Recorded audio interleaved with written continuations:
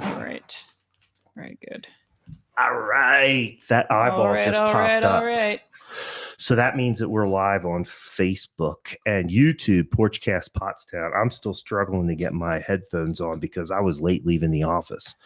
Because were you selling something? Yeah, well, I have multiple things selling in the process thereof. Great. So that's good. And we were having a follow-up meeting with my brand new employee. Oh. Gypsy Chris. Oh, well, she's not brand new. Doing excellent. Great. Well, she's brand new in the fact that she just got a real estate license. Oh, congratulations. That's fantastic. Awesome. That is great. She passed the test. Excellent.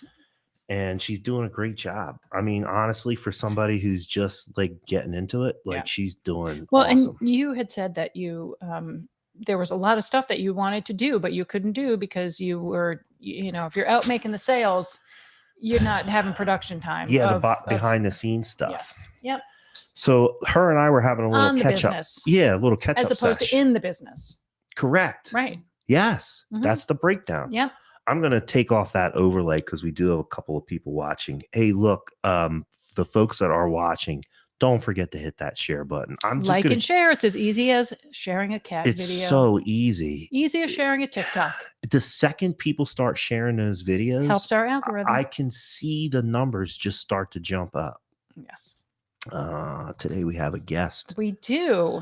And we will introduce our guest right at the beginning, as opposed to waiting 15 minutes and people are like, are they going to introduce the lady? Yep, there she is. I took the overlay off and there she is. All right. Well, welcome to the show, Kelly Fenstermacher. Thank you for having me. Yes, just right down the street. Yes, I'm right down the street. In the neighborhood yes. here. Yes. In the hood. In the hood here in the Hobart's Run section of Pottstown. Yes. Well, welcome. The Edgewood Cemetery is something that we talk about a lot on the show. And we have for the entire almost 3 years that we've been on the air. 3 years, Matt.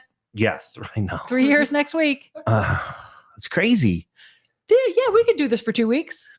3 years later, here we are. Here we are. No, I think we've been talking about Edgewood Cemetery since right off the bat. Right. And then also it's given us a lot of material to talk about history. Mm-hmm. And we like doing our history lessons. We sure do. And there's just so much of it planted over in Edgewood. I see what you did there. Yes. Very, very funny. Thank you. Yeah. Well, before we got on the air, I was complimenting Matt on his 3 minutes of presentation that he gave at the Borough Council meeting on Monday. I was tuned in virtually. Oh, you were? Yes. Because I had another meeting. I had a meeting at 5:30 and I just wasn't able to get there. So I wish I would have known that. I was nervous. Could you tell? I could tell because I know you pretty well. Yeah. And the only reason that I could tell that you were nervous was that you were kind of subdued. Yeah. I was trying to your affect was very subdued. Yeah. And so that's the only reason that I could tell you were a little nervous. And part of that was because I'm going to be honest. I went to that meeting with Beacon of Hope at the St. Paul's UCC on Sunday. Kind of lost my shit a little bit. Oh, you did? Oh, yeah. So you were not calm and subdued? No. I just don't like how some of those people talk, man. Like they've got a little groupthink thing going on over there, and they're not too willing to listen to opinions that don't jive with their own.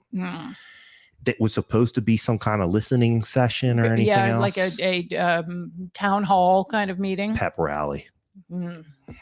Yeah. We got to get off of that. Yep. Check your ego. Yeah. Yeah. Check your agenda. Because we have to come up with solutions. Whether you like having to come up with a solution for some topic or not, we have to do it. Right. Because we're in the situation that we're in Pottstown because of the way we've always done things before. If you do things the way you always did them, you're going to get what you always got, or however that goes, right? Something like that. Something like that. So it does feel like at times like I and other people are being maybe overly critical or tough. Mm-hmm. But I think gotta ask some tough questions. You have to. Right? Have to. Right. And listen, I'm willing to suffer the same. Yeah. And there was a lot of folks that what's the word? Affects the same. Yeah. I'm willing to subject myself to the same types of scrutiny. How's that? Scrutiny. one. Yes. Scrutiny's There you go. There you go. All right. We got some people tuning in. Thank you for tuning in. Kelly, do you want me to, are you melting? No, I'm actually, it's fine. Yeah. I'm melting. You're melting. Okay. Well, then you fix it. This highly protective shade over here to try to cut down on the sun a little bit. Trinita Brand, thanks for tuning in. Kathy yes. Phillips, Skitco. Yes. Thank you. Thank you. Our literary liaison, Susie Marcucci Hi, Kennedy. Susie. Yes. Trinita saying Looks like that Susie I did a good job. a little bit of history and graves herself for her Do Something New Wednesday. Oh, cool. Yeah, she went over Yeah, to. do you know Susie? No. So Susie and her husband John do what they call Do Something New Wednesday every Wednesday. Well, These that's are cool. my retirement goals. Absolutely. Susie is wonderful. like my retirement hero. So every Wednesday they do something new, and they usually are pretty close to home within a couple of hours, and Sure. they go and explore something new. And I really enjoy those posts That's wonderful, very yes. much. And, kind of gives me some ideas of places to check out when I have time, when I'm retired. I put the link to the archives on that cemetery that she visited. Hmm. I had always known that cemetery was there. I have never been to it. Mhm. And I was not aware that it had Revolutionary War veterans buried in there. So now I'm Yeah. going to have to Now go you're gonna over have to there. go. Yeah. But I just put it up into the chat. So remember that the chat is live. If you want to interact with us, we appreciate it. Porchcast Pottstown is a participation sport. We need your likes, shares, and comments. Yes, it we helps do. us get the word out. It does. Yeah. All All right. enough So about me. So enough of that. Enough of that. Well, I was tuned into the meeting so that we could, because they were voting on the street closure application for Pottstown Go Forth Festival Okay. and the beer gardens, which make everybody have a good time. A good time. Yeah. Yes. Yeah. So happy to say that Pottstown Borough Council approved us for both. So we're Wonderful. moving ahead. Yay! Yes. Hearts. Thank you, Trinita. So Yes. anyway, so Blow it Kelly up, is girl. here to talk with us about the Edgewood Historic Cemetery, which is something that we have talked about a lot on the show. Mhm. I can't imagine that there's anybody watching that isn't aware of the cemetery and isn't aware of the Herculean efforts put forth by a very small group of dedicated volunteers to maintain and start to restore the cemetery. Yeah, that's I mean, what our goals are now, even though our not every year is $25,000 to just mow. right. And that's just to mow the grass. That's nothing just pretty. That's just the mowing. That's Yeah. just that's the maintenance. Yeah, but the restoration is a big project. It's a huge problem. Yes, we have Adopt a Grave going on Yep. right now. Yep. And the good news is we received a nice check from a mysterious donor, which we love Oh, those. how lovely. So we are 2/3 of the way through our first phase. So hopefully in the next 3 weeks, we see some action on some of the stones that we have chosen. That's fantastic. So with That that, is- so we'll yeah. start phase 2. We like that little Yes. mystery. Yes, we like mystery. Mystery I'll take donor. mystery check from anybody. Yes. That is wonderful. Yeah, so we were very pleased when that Mhm. came in. So we have a feeling that the Eppenheimer family will be first, Okay.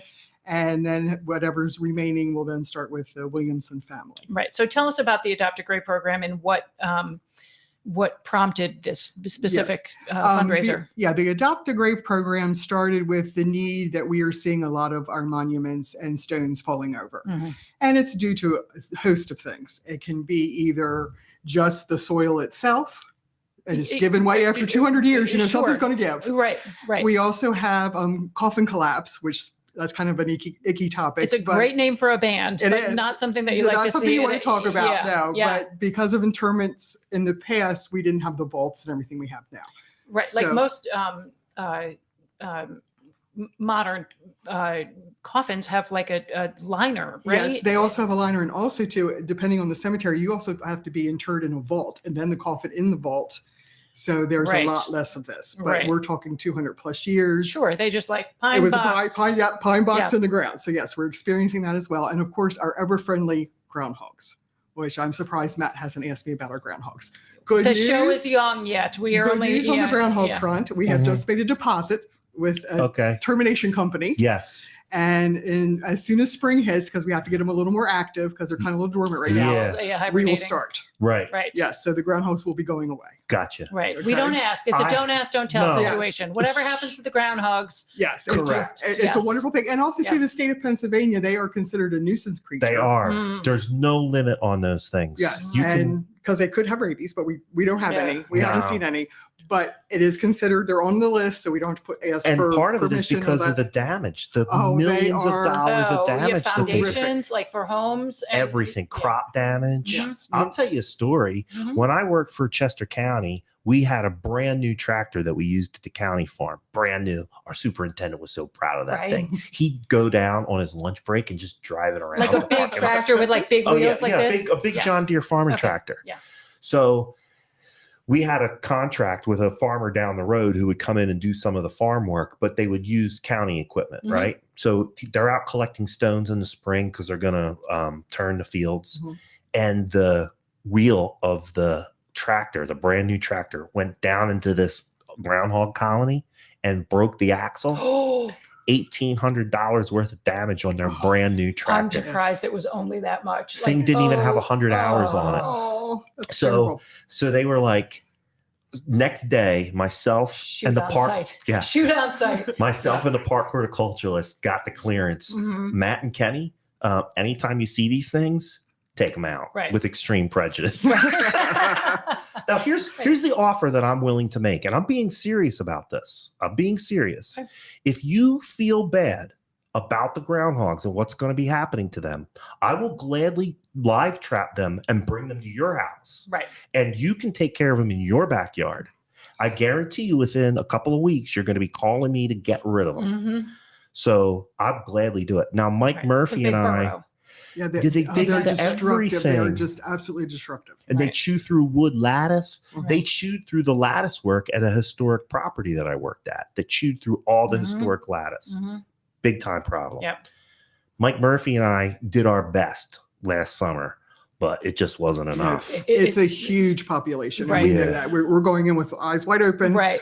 Right. It's not going to be a one and done deal. Right. It is going to be, once we do the initial trap Yeah. and it's the trapping starts to slow down, we have to go in and fill the holes. I mean, it's a big project. Oh, We have to fill the gosh, yeah. holes. And if we see any more digging, we have to call them back. Yeah. So yeah. it's going to be an ongoing project. Let me know. I'm Sure. more than happy to lend my energy to that project. And then once we get it knocked down, then Those what Mike stones- Murphy and I yeah, were doing will be more effective. right. And the flags going in will be more effective. And that way the stones that are groundhog damaged Right. then can go on the list to be restored. Because right now we're just restoring the ones that need to be, that are because of either coffin collapse or erosion. Right. Okay. We're not touching the groundhog ones yet. Yeah, because you Because still you have a gotta problem get with down the the ground right. hog. Right. Yeah, That so would let's just go back be under. like pushing a rock Yes. up a hill. Yeah. Like So right. yeah, so we would love to put those on the list as well. Right.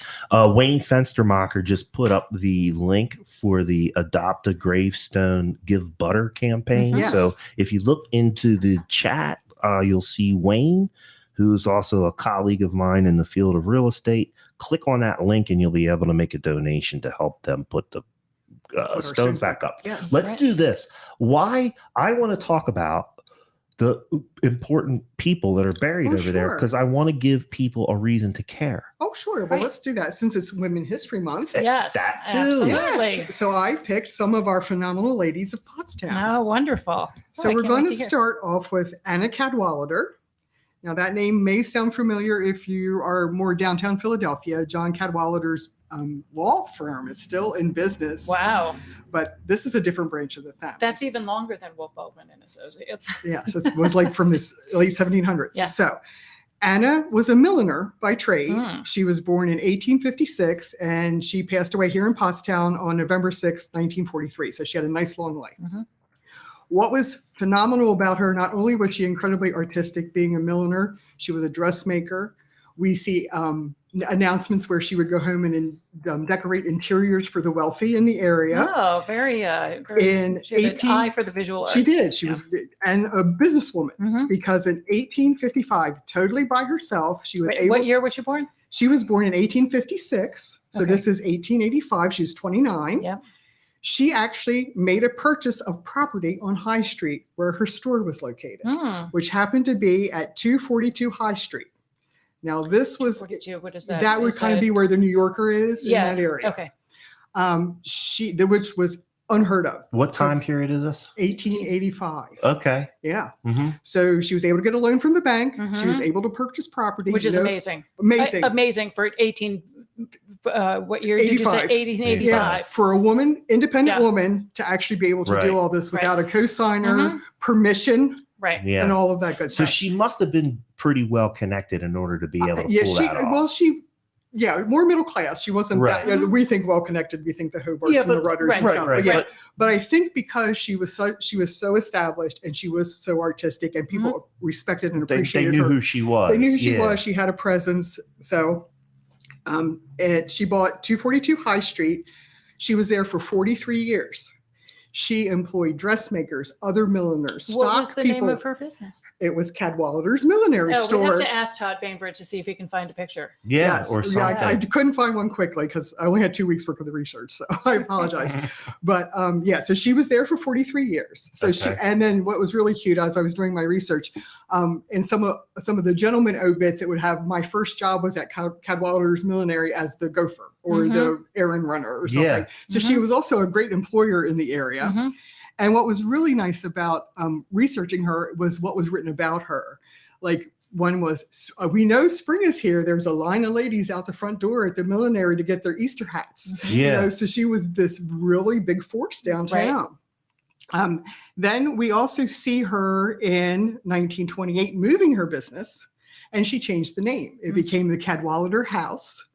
And she relocated to 364 High Street. So she just kind of moved up the street a little bit, which was actually also her home, which she lived with her brother Benton. Okay. And that's when things kind of changed. You could get your dresses through Sears and things now. So Sure. it wasn't quite. Right. So she was Yeah, she changing, was changing with the changing with the times. times. So with Good for that her. Nobody change- moved her cheese. No, she was they keeping didn't. up with it. She was still doing her thing. And also too, they started to do special orders. So they did the vestments for all of the churches in the area. Mhm. So whatever vestments you would need, they would custom make them for your colors, your church, and all of those wonderful things. Right. So the best part about this, her sidekick was her brother Benton. Benton was the face of Cadwallader's. He was the salesperson. He was the one out in the public. So unfortunately, her little obit's just a little obit, but his is like this. He's on the front page. Yeah, he was sales. She was production. She was sales. She was Right. production. But I Yeah. think it was important to know that, she was a groundbreaker here. Yeah, she for was able sure. to have her own business. 43 years in one location, 15 years in another location. So Yeah. she was a huge presence here in Right. Pottstown. Very interesting. Very Wayne's interesting. saying that there's 4,000 people buried at Edgewood Cemetery. There I did are. not realize that there was that many. Yes, we have, internments. and actually we just had one this morning, Frank Clifford. He was being interred with his family. He had military honors this morning. I don't have an obit for him. So if the family would like to reach out and let me know more about him, I would love to know that. And we're trying to track the veteran's grave with the help of Cedarville Engineering. So the more veteran information we get, the more we can know, the more flags we can put out. Yes, Everything. and that's so. Yeah, we know Frank. I'm sorry for Frank's family, but we know that he went in today, and that's just it. People still have leases to be interred there. Yeah. Right. The cemetery itself is abandoned. We're not in the cemetery business, but if you still have the paperwork, that Right. you have We can be- for yes. a purchased plot. yes, you're Right. still can be interred there. And we on and off have been we have one maybe every 3 months. That So- is actually more often than I would have. You would have thought, yes. yeah. Unfortunately, some of the people are getting older Right. that are there. So Right. yes, we're seeing a little uptick right now. Right. So, and right before that, we had Violet Shainer's daughter. I don't know much about Elizabeth either, and that's another thing. We're seeing a trend for no obits and no things like that. So these wonderful stories I'm telling you tonight, I'm going to have even harder times in the future being able to tell you about these Right, wonderful because people. there's nothing to pull the There's information nothing from. I don't. Right. Well, that's one of the downsides of losing our local newspapers, Mhm. Yes. because it was usually the local newspapers that covered these obituaries. Yeah. Right. Well, and The other and thing, too, is that- obituaries are very expensive. Yeah. Right. So a lot of times now you'll see when somebody passes away, it will just say so and so, age whatever, passed away. See this link for full obituary, Right. Yeah. and then you go to Legacy or one of the funeral homes site because it's expensive. Now, a death notice is a different story because you have to legally, Right, if, that's if there's something, probate, Yeah. you have to legally publish it. But it's expensive to put in an obituary. It's Yeah. not like a free thing. It's paid. Oh, no. Right. And then obviously with the decline in church membership too, there's no doubt in my mind that people were using the benefits from being members of the church to help offset the cost of some funeral expenses, Right. possibly obituaries. Right. We have less people in membership in churches. Yep. So, it's a shame. It's a sad, Yeah. that's another sad unintended consequence Right. Well, of and, what we're and dealing also with. with I like that word term. I know you do.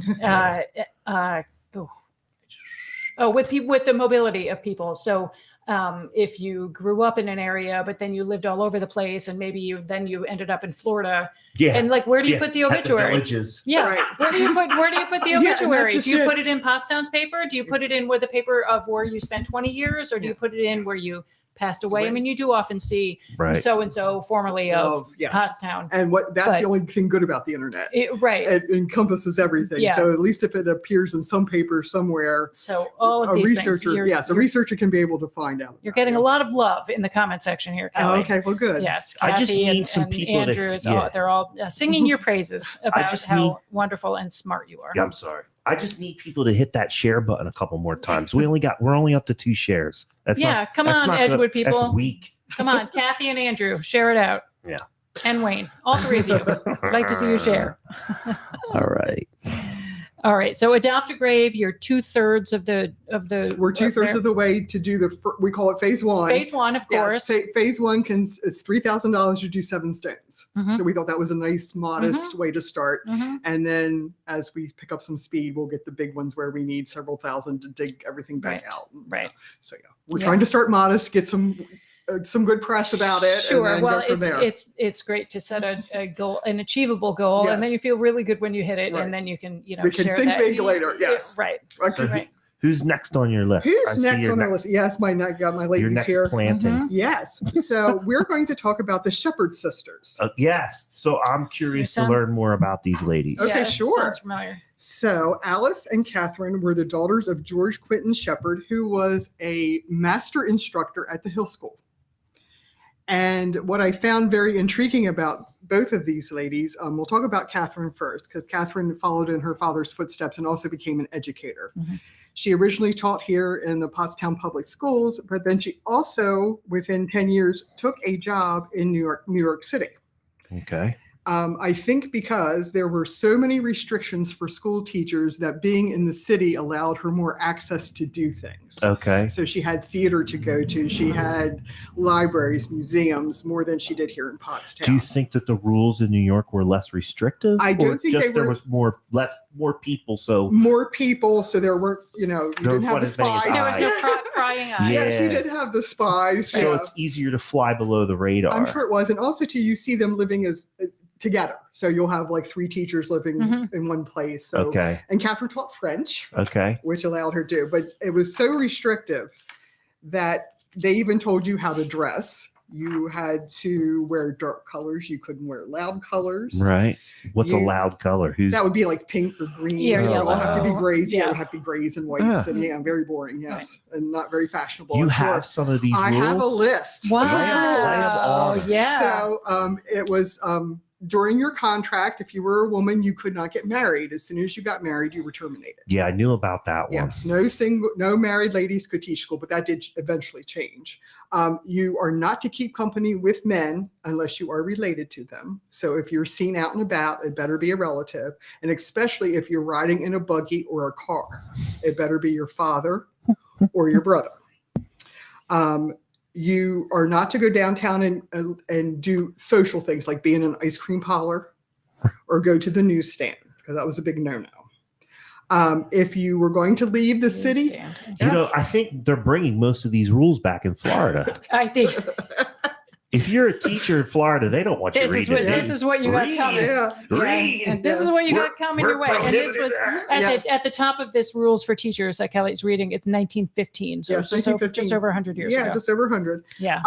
if you were going to leave the city limits, you had to have permission from the chair of the school board. Oh my Wait, lord! how That wouldn't bother you too much because you don't ever go I out never of leave town. Pottstown anyway. But okay, go ahead through the Okay. list. Sorry. Yeah, under no circumstances were you allowed to dye your hair. I just thought All that right, was good. yeah. I'm good. Yeah. So I'm if you good with have that. a dye job when you start, you got to maintain it. Yes, That's right. exactly. You're locked in. It better not change. Yes. Yeah, If it's right. blue now, it better be blue later. Yes. Right. And also, too, you were responsible for your classroom. So in the early 1800s, mid 1800s, you had to bring the coal in, you had to clean the furnace, you had to light the lamps. So it was Right. so all the So maintenance was your responsibility. Teachers were providing their own supplies even back then, Even as, back then. as they are now. Yes, Just even back then. different supplies. Yeah. Unfortunately, you would have to do that. Yeah. And there's some other really strange ones. We'll Right. skip over them. But the So but I the just bad don't and even good like. news, I yes. can't even imagine that those would be enforceable. And in a small town, I could see that because you have the harpies that run around. But I think that's why the city appealed to her. right. Yeah, for Because sure.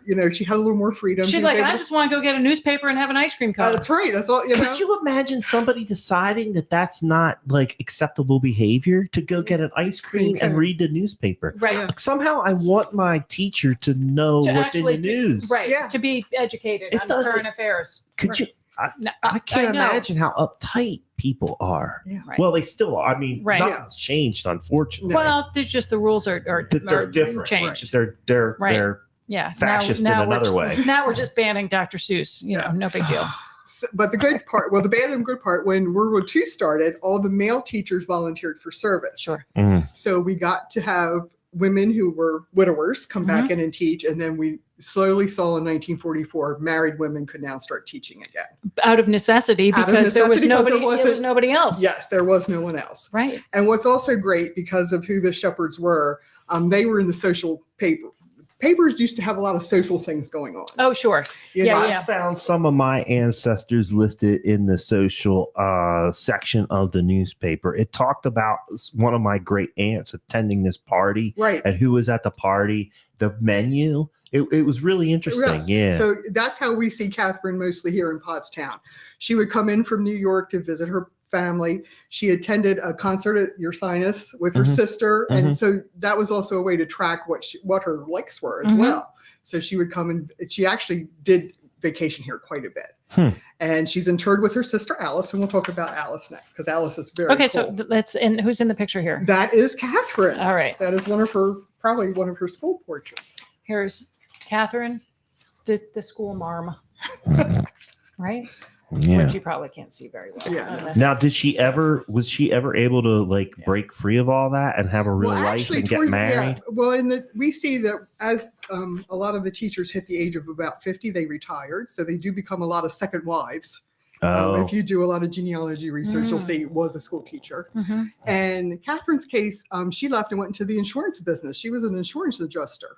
oh, When really? she passed, yeah. So she had left all of that and And she decided to. had all the ice cream she wanted. She could now eat all the ice cream and go to all the places she wanted to watch. I put the link to the givebutter.com/adopt a gravestone. I'm trying to get that link and put it up on the ticker, but I'm having a hard time tracking it down. If it's somebody there. wants to tell me where to go, You have no, it. I can put it on the ticker so that it runs continuously. Oh, okay. Sorry. I'll leave that up there for a little while so that Jeanette can go get her pen and paper and write that down. There we go. Okay, so let's talk about Dr. Alice Shepard. Yeah. The hardworking lady of Pottstown should have been her title. We did have one female doctor before Dr. Shepard, and I cannot find her name, but it was a pre-Alice because she rode in a horse and buggy. And from what I understand, she got a lot of flack. She wasn't well appreciated, unlike Alice was. So when Alice came in, I'd like to know more about that. I Doctor. know That sounds juicy. Yeah, that's one of those things. Yeah. Research, you go down the rabbit hole quite a Right. bit.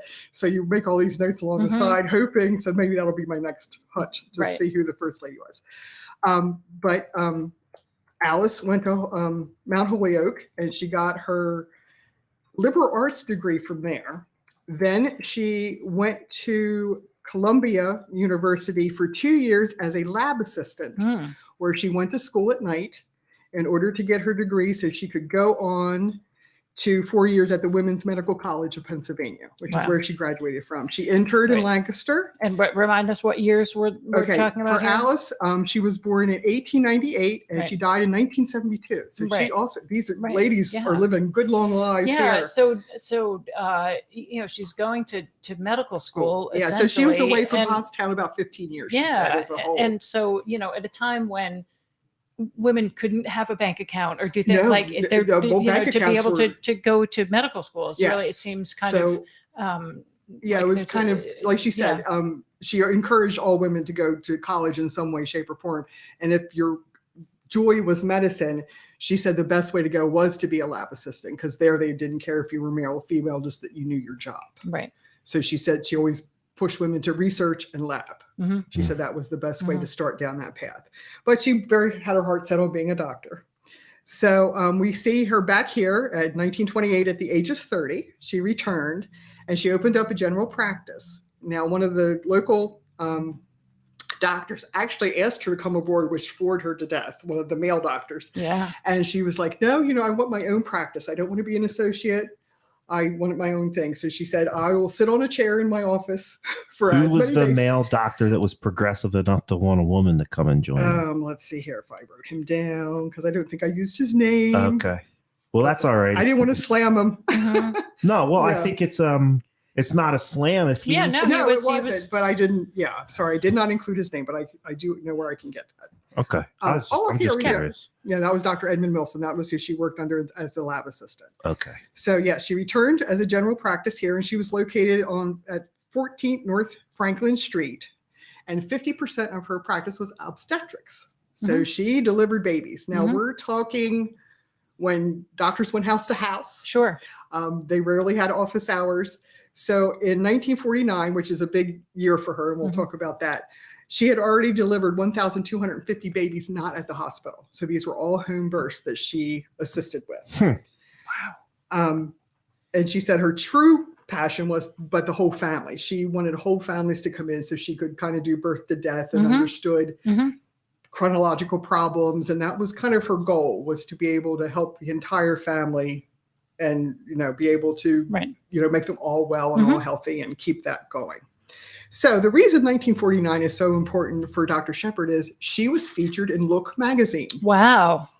As one of the top doctors in the U.S. Wow. So she was that was a big deal for her. She didn't think it was a big deal. But what I found very interesting was the local newspapers thought it was a big deal. And they ran an ad listing all the places you could go buy Look magazine with Dr. Shepard in it. So Look magazine was a really big, it was like Life. Yeah. It was, so Look was a huge deal. So it was really cool to see every place you could buy a Look magazine in the town of Pottstown. So that's so neat. That's cool. So that was kind of her claim to fame. Yeah. So, I sit here and I think about, and then I have these same thoughts too that I'm getting ready to express when I'm doing research on Pottstown history. There's so much important history going on here in Pottstown, and there's so many people from Pottstown that have made some great contributions, not just to this local area, but to the world. And we have to do something. This is my challenge. This is my gauntlet. We have schools in Pottstown. We have the Hill School. We have the Pottstown School District. We have Montgomery County Community College. We've got to start doing something in our schools to teach this local history, because I think this is a way that we can get our younger generations to be proud of where they're from. Oh, sure. And we suffer. I had this conversation with Andrew Monaster, who I know is watching right now. One of the things we suffer from in Pottstown is a lack of confidence. And I think that if people knew some of the history of our ancestors and what they were able to achieve, obviously not a single one of these ladies lacked any confidence, because they wouldn't have been able to achieve what they did if they lacked confidence. So I think it's important to teach this history to our younger generations so that they can be instilled with that confidence to go out and be successful. And it wasn't easy. Not that it's easy now, but it wasn't easy back then. There was Right. 20 more barriers. Sure. You couldn't go get a freaking ice cream cone. right? Yeah. So Well, she that's was allowed great, to. Kelly. That Well, adds- so hopefully adds- she was going buying ice cream and Yeah, bringing she it back was. to Yeah. her poor Yeah. future friends. I'm going on a covert going ice out. cream mission. So, going down to Meadowbrook on a yeah. covert ice cream mission. That's where you go. So as Alice went along with her career, we see her back in the papers in 1961 because she was having an absolute fit about the health officer in Pottstown. What's the health officer? Well, the health officer is kind of like the person in charge of making sure everyone is doing well. So they would be the health Just inspector. like the health department. It Yeah, would it's be like now. health department. Okay. We only Okay. had a part-time one during this time. Mhm. And we also had an outbreak of tuberculosis, Oh, which is why yeah. she was really on the bandwagon. So she was really lobbying to get a full-time person. We were also having airborne diseases at this time at Right. local So taverns. and so that the health officer would be help to put some controls into in, place and and her to, big to thing, her, keep the spread of her the big curtain line spread. for this was, we won't have people with TB walking the streets and giving it to everyone else. Mhm. So that was her big push during Back then that they time. called it consumption. Yeah, they called Right, that. It was yeah. consumption back then. But yeah, she was very concerned that it was on the rise again, like we have now. Mm. Other diseases that we thought were gone are now on the rise again. Right. So she felt by having a full-time health officer and someone to inspect the businesses that the town itself would be healthier in the long run. Mhm. So that's all about Miss Alice. Miss Alice lived to a nice old age, and she lived with her aunt for a very long time. Now, unfortunately, none of these ladies were married. Maybe that's why they lived to a nice And old so age. it might have been. I'm just saying.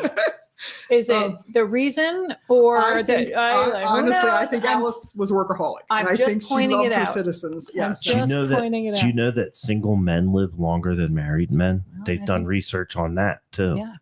Yeah. So All that's right. I just want to read some. That's a knife that cuts too. Well, exactly. So I just want to hit some of these comments before they get too far up the. There was Molly Graham. Yeah, where I was saw that? her making that comment too. Said something about She somebody's says family. has an aunt. Molly Graham was saying Aunt Debbie has Shepard relatives on her father's side. Okay. I don't know who Yeah. Molly Graham. I know who is. Molly Graham is. Okay. So you might also know yeah, Aunt I also Debbie. know who that. Yeah, and I Yeah. know who Aunt Debbie is. Great. Okay. And Wayne is asking if people would be interested in a walk through the cemetery with some historical discussion this fall. I said, I sure would. Yeah. And I know a lot of people that would. I'm Yeah. volunteering to be a tour guide for that. Okay. I would love. Will you I dress would in like for you period to be a costume? character. I would like you to be a person represented there and tell the story of someone. Like So if in we can- character? In Like- character, we can dress you as General Meade, and you can stand there and tell us your story. Let's talk about that. Because that's what I'm looking for That's right who I now. would like to talk about. Sure. Him and the other, and there's Yeah. a couple other people that I've researched Sure. over there. That's kind of what we're looking for right now. This is an idea we're floating out there. Instead of doing another art fair for the fall, Yeah. we would like to do a walking history tour and have a historical walker and then stop at certain places And do little vignettes. and have Mhm. Yeah. people tell you their life story. So we could have someone as Miss Cadwallader standing Yeah. there with a big I fancy know a couple hat. of people that I think would be really Yeah. good at that. So that's what we Right. I might give that a shot. Okay. I so think usually about it. don't do first person interpretation. It kind of makes me feels feel a a little little- weird. Okay. Well, you But- can dress that way and just talk about them. Well, I'll allow Yeah. you to do that too. Yeah. Yeah, and I'd be maybe, much more willing to maybe do that. maybe Kelly Smith can make you an outfit.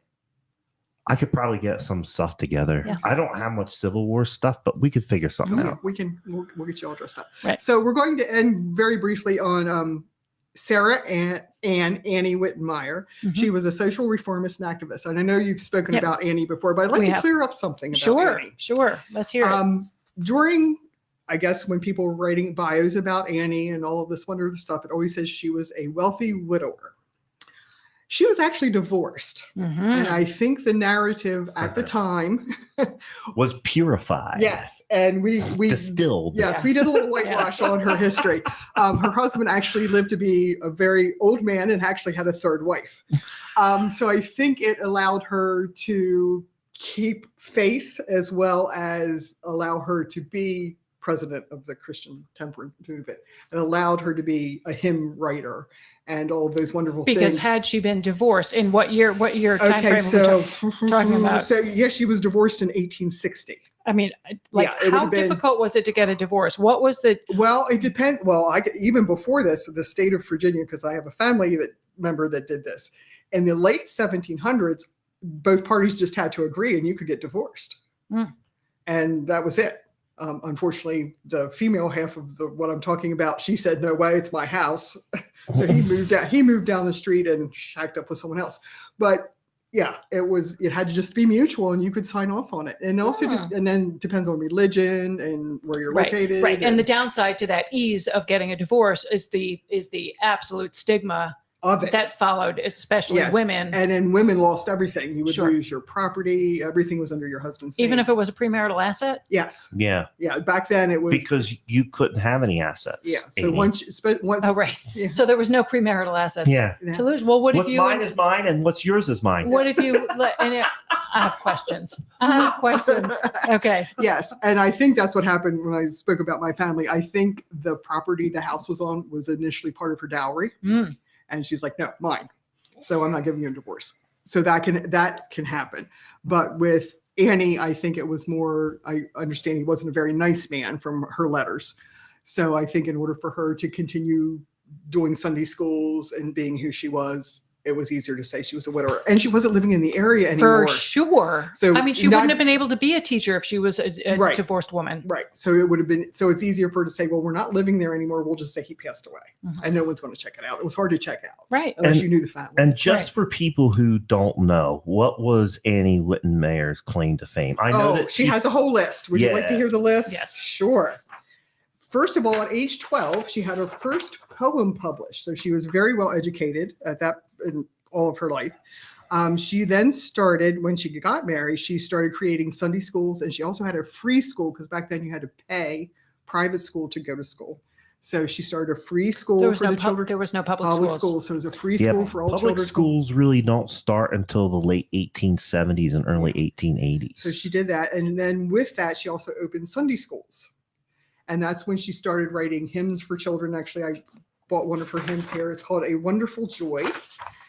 So that's when you see her doing all of that kind of work. Now, 1860, with the big start of the Civil War, one of her younger brothers was in the war, so she would go to the hospital. He was hurt. She went to the field hospital to visit him and was appalled at the conditions.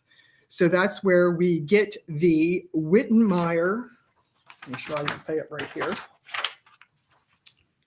kitchen.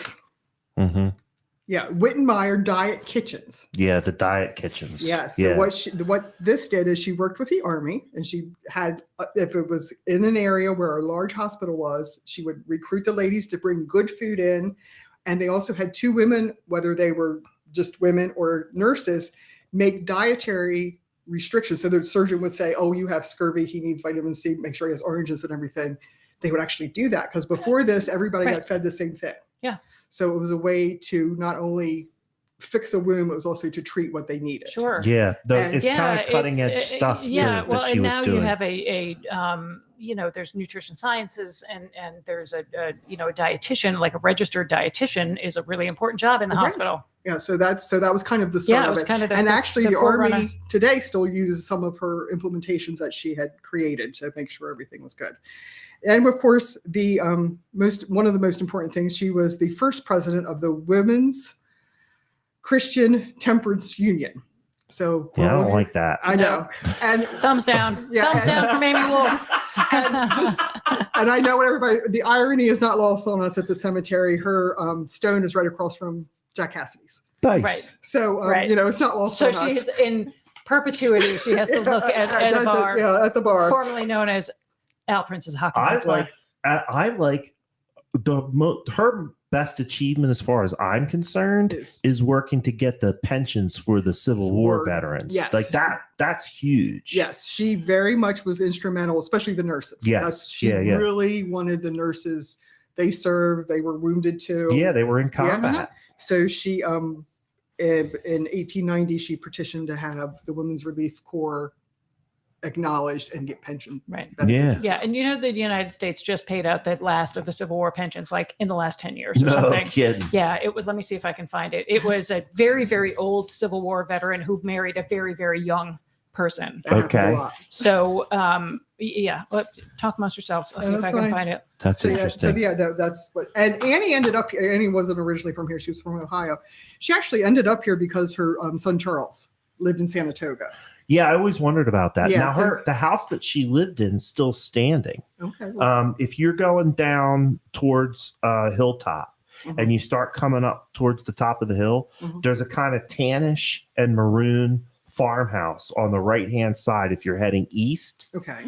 I think it's a Weichert Realty office now. Okay. But that's the house that she was lived in. Yeah. So that's the only thing that really brought her here. That unfortunately Charles, she had 4 children, but Charles was the only one that made it to adulthood. Mm, So it was kind of, I guess, his responsibility to take care of mom. gotcha. So that's why she was here. I am incorrect. It was not the wife of a Civil War veteran. So this is It must have Irene, been a kid or something. Irene Triplett, who just died in May of 2020. So that was when the last Civil War pension was paid, was in the year 2020, 3 years ago. So what would have titled her? So to she that? was born in 1930. Uh-huh. She was one of 5 children, of whom only she and her brother survived childhood. Her father had fought for both the Confederacy and the Union during the Civil War. He was age 78 when he married Irene's mother. Their union was his second marriage. Irene Triplett grew up on her father's farm. She suffered a difficult childhood, was regularly beaten by both her parents and by school teachers. If they had had some ice cream, maybe they wouldn't have been so angry. Kids, yeah. Classmates teased her about her father, classmates teased her about her father, whom they denounced as a traitor. She moved with her mother and brother to a poorhouse where she remained until 1960. She later lived in private nursing homes until her death.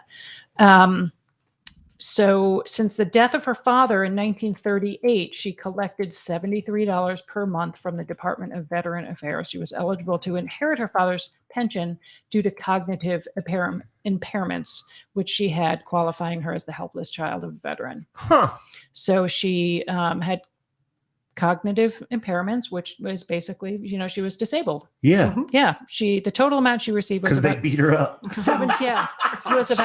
total amount she received was over the years was $73,000, or when adjusted for inflation, $344,000. So she was 1930 to 1920. So she was 90 You mean to 2020?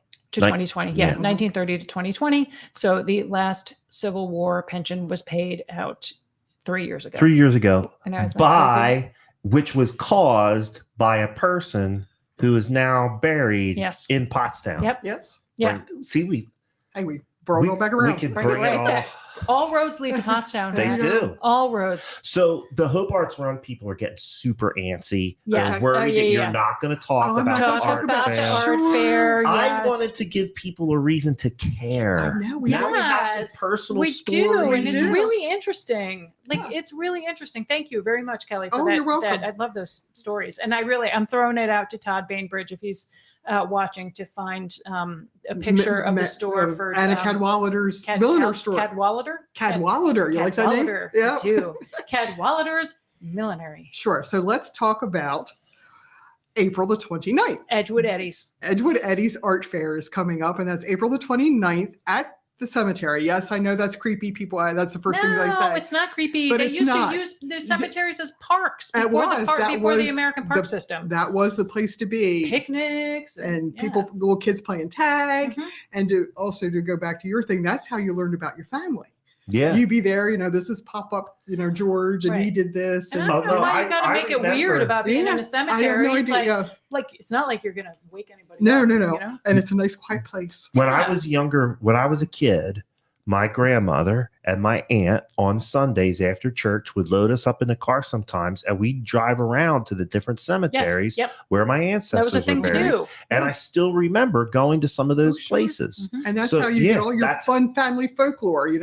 Cousin George sang with the all male choir that traveled the East Coast. Yeah. And, you get all Right. those wonderful stories that you I may bet you not there's some get. stories about Cousin George. Yes. Yeah. So we are having our art fair. It is April the 29th. It's from 10 a.m. to 3 p.m. We are looking for artisans and craft people. So please text me or give me a call at 610-506-7033. We still have space available. Also, too, that is cleanup day, also from 10 till 3. So if you can give us an hour or so of your time and come pull a weed or fill in a groundhog hole, we'd love to have you come out. And I also, too, as we're talking about this, I want to give a huge thank you to our walkers. We have walkers that walk the cemetery, some daily. And they are our first line of defense. They walk through and pick up garbage and all that wonderful stuff. So we do appreciate you coming out and doing that.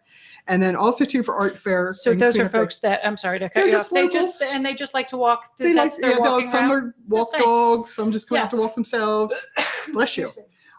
So we do appreciate them. I also had one couple come out with their chainsaw and cut up a limb for us and stack the wood. So we appreciate all of that. That goes so far. I just wanted, and also too, a shout out to Jack Cassidy's and Little Italy.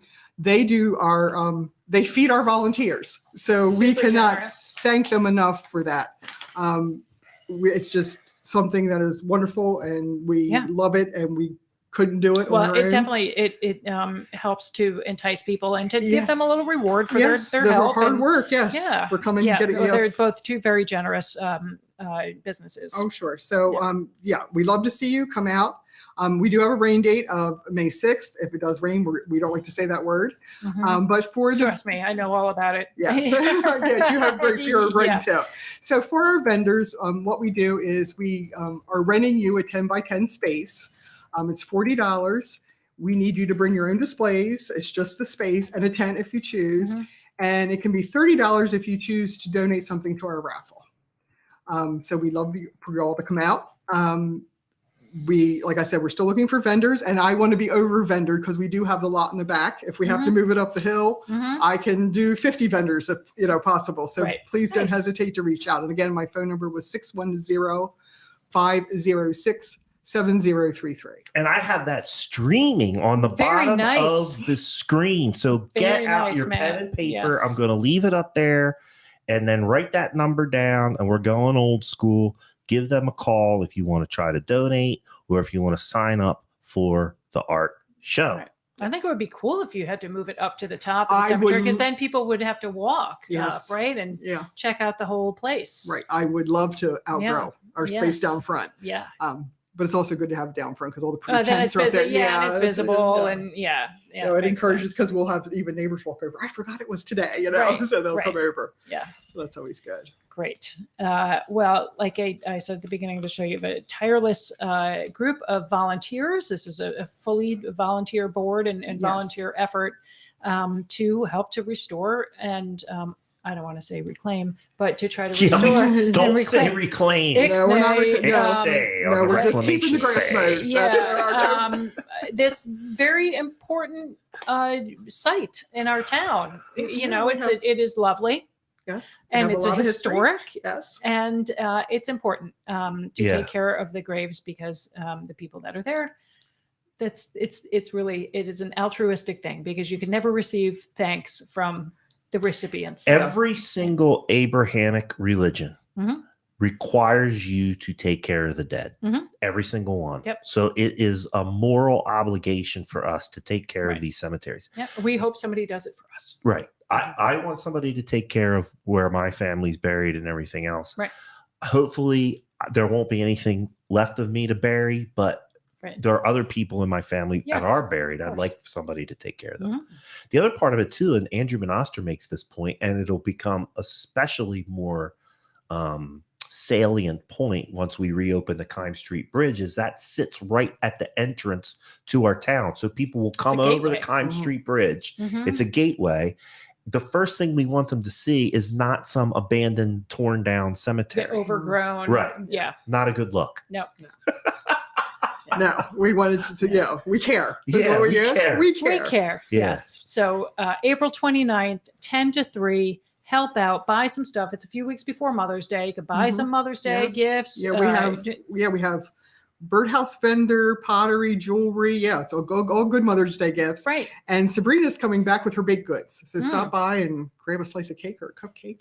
She'll be there. Right. All right, folks. You got the information there to donate, to sign up, spread the word. If you are a crafter, if you know somebody, this is a great event, and they always have a really, really nice turnout.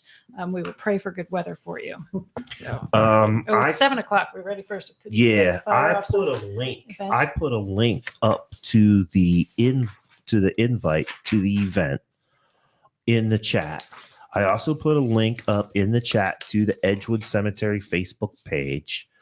The phone number is currently streaming on the screen, and I've also put the date and time of the event on the screen right now. If that's not enough to help guide you in, I'm sorry. There's no helping you. There's no helping you. And if Kelly's history lesson did not inspire you to come and try to support Edgewood so that we can protect our Pottstown history, again, you are a churl. All right. Sorry, I forgot to go through my news and events before. I usually weed through it for my outdated stuff. All right. Firing it off in no particular order. First of all, I want to remind folks that 2 great events to keep yourself entertained, or 2 great venues. Check out Soul Joel's at Sunnybrook, and check out Rivet downtown at the New York store. So live music and comedy. 2 great places with so much going on that I can't even list. Soul Joel is awesome. Can't even list it all here. So great place. And he's also generous, because I know he does a lot of fundraisers. He does a lot of fundraisers over there. Bingo's coming up again soon. Yeah. So check that out.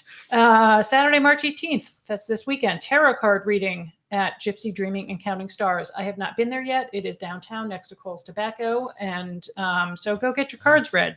Sounds they fun. should be next to the CBD store. I have a feeling that would be really. Yeah, you need some CBD and a crystal, get in the right frame of mind, and then a tarot card reading.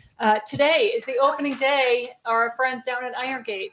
Yeah, I saw them down there today. Yeah, they got a beautiful day. How long are they open? I'm feeling thirsty. Until 9, maybe. Oh, I might be able to get there. Yeah, okay. In there. Yeah, for at least one. So yeah, and I know that there's a lot of restaurants that will deliver there as well. So go grab something to eat and sit and have an adult beverage down there with our friends at Irongate Beer Garden. Pottstown Easter Egg Hunt and Art Fair, Saturday, April 8th from 1 to 4 at Riverfront Park. This looks like a combo event, Mosaic and Parks and Rec. And they are looking for sponsors, but this is an Easter egg hunt and art fair, 1 to 4 at Riverfront Park.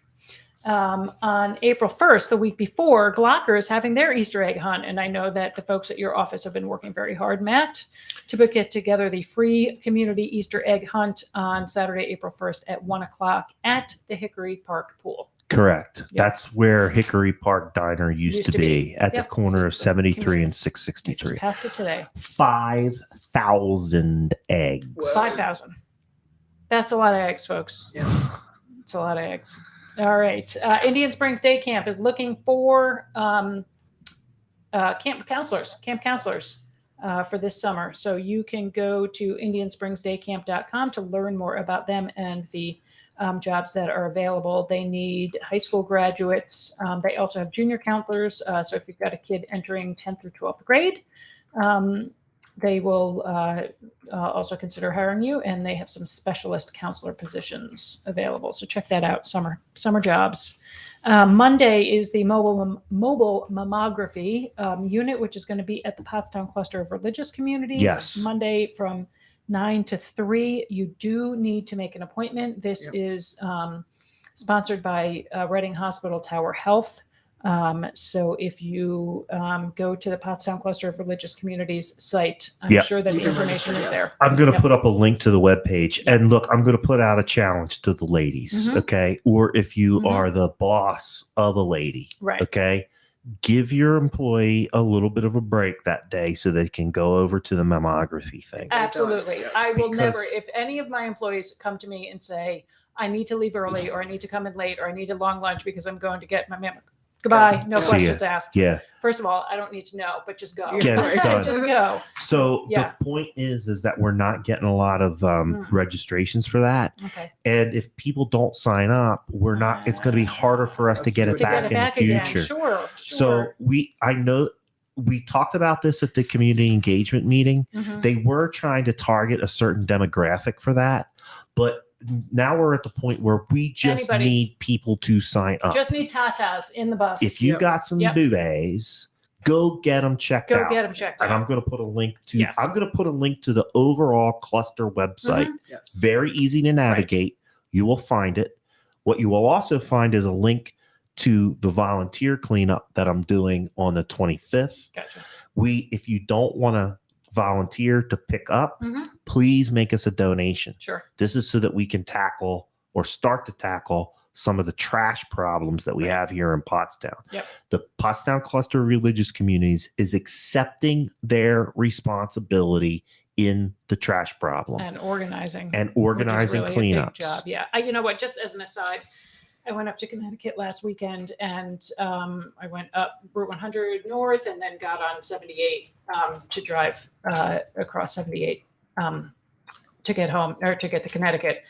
I was dumbfounded by the amount of trash along 78 up there, Allentown, Bethlehem. So this is a nationwide Problem. issue that we are Yeah. having, folks. This is not just a Pottstown problem. So get out there, look around, get out of your bubble. It is a problem everywhere. It's just not Pottstown sucks. We can't control our trash. It is everywhere. It looked like a trash truck exploded for about 10 miles. I could not believe what I was seeing. It was horrific. And It made Pottstown look like a shining gem. yeah, though, and like I work at the corner of 73 and 100 in Mhm. Boyertown, and Route if you Route 100, if you go up 100 and look around at that intersection, Mhm. it's horrendous. I just today was digging things out of the pile of trash next to my office along Route 100. Yeah. It's Just it is just everywhere. way too much of a disposable society. We're not going to go down that rabbit hole right now, but that's what it is. And people are just in the wind. This wind that we've had does Oh, it's not been help at horrible. all. Yeah. So it is just, it's It's a everywhere, result of folks. the pandemic too, Sure. because Yes. all of these little community programs and the Adopt a Highway, and Mhm. remember we weren't allowed to congregate and meet together. All of that stuff got suspended. Right. And never The really prisoners aren't allowed came back. Get out some anymore. DWIs out there again. I mean, And- the people. I'm not Right. suggesting we have DWIs. I'm just saying the people that Mhm. used to be a program that And they helped. all got suspended. We need to bring that stuff back. Yes. And the problem with the state prisoners is they had huge. The state prison system has been impacted by the Great Resignation. Mhm. Overall, sure. there's 750 employees short in the state prison system. So guess what? They don't There's- there's nobody to go and supervise these outings to do this community That's service. correct. So we're seeing the Yep. there's no. I Yes. keep posting this on, and this is the last thing I'm going to say. I keep posting this comment on Facebook, and I couldn't be any more serious. There is no one coming to help us. Right. So unless we start doing it, it's not going to get any better. Right. You were walking the walk, my friend. All right. Please help me. A couple more things. Another Pottstown Hospital Tower Health Diabetes Education Series. That is the third Wednesday of each month. Go to the Pottstown Hospital Tower Health site to check that out if you are diabetic type 1 or 2. Information on living with diabetes. Anne Francis Outreach Foundation Walkathon for Affordable Housing. Saturday, April 22nd, 10 a.m. at Riverfront Park. Anne Francis, FRANCES.org, annefrancis.org. Register by April 15th. Household hazardous waste, Saturday, April 29th. Drop off your fluorescent lights and your paint cans. This is, you need to register at montcoparecycles.org. And the drop off is at Boyertown Middle School East, just up the road. Yeah, so that's super easy to find. I was Yeah. just going to spend. montcoparecycles.org. And if you go to the Monco website, you'll find it on there too. You could also just Google household hazardous waste disposal It's near gonna me. it's gonna pop right Super up. easy. Yep. So I close. want to go back to the Anne Francis Oh, thing yeah. just for 1 second. sure. Look, here's one of the problems that we're having related to homelessness, Mhm. and we're not talking about it enough, is that the system to transition people from homelessness to housing is backlogged. It's backlogged because of the bureaucratic nature of the system.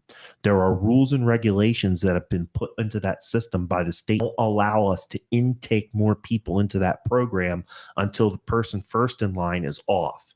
So if you're a housing counselor and your caseload is 6 people, you cannot take on another person until one of those 6 people gets into housing. Right. So that leaves people in the lurch. They come and looking to get into housing, they have to go into the system. The system's backlogged. So we literally turn people away to go back out on the street. Right. All of these organizations that are trying to create these little stop gaps, those, in my opinion, are the places where we need to be supporting our effort and creative thinking around. And if that means donating to an organization that they then can go and rent a block of hotel rooms, or I'm kind of being smart, but it could work in certain areas for certain people. If that means going and renting a group campsite at a campground for 2 weeks to have places for people to go, an organized place for people to go while they're waiting to get into the system. That's where the backlog is. Right. And it's not necessarily being created by the organizations that are running those programs. It's the rules that are put in place. Right. Over at the cluster, we would love to intake as many people as we got. But the government is saying to us, here's your caseload. You cannot expand that caseload, and you cannot onboard anyone new until somebody comes off. It's a problem. Unsustainable. Yeah. Yep. That's my other PSA for the day. Closer to home, electronics recycling. This is Saturday, March 18th. This is in a couple of days, 9 to 1 at drop-off at Hillside Aquatic Center parking lot. This is supported by or presented by Green Allies and Althouse Arboretum. And they are looking for a donation per car. There's a slight cost if you have TVs or other screen-based things to drop off, but they'll take air conditioners and microwaves and small appliances and computers and that kind of stuff. Speaking of cleanups, PTK Community Cleanup, which is the Honor Society of the Montgomery County Community College. This is Saturday, April 15th from 11 to 3, meeting outside of Monco's North Hall, which is 16 East High Street, and clean up. I'm not sure where they're going to clean up, but they're cleaning up in that area somewhere. I saw some other things too that they might possibly be talking about coming or sending a group in town to do some cleanup as part of that. If there's anybody affiliated with the PTA cleanup PTK cleanup within the sound of my voice, please contact me, Matt Green at Glocker Real Estate. If you can't find me on Facebook, you're not looking forget about it. Yeah. Matt Green at Glocker Real Estate, please reach out to me.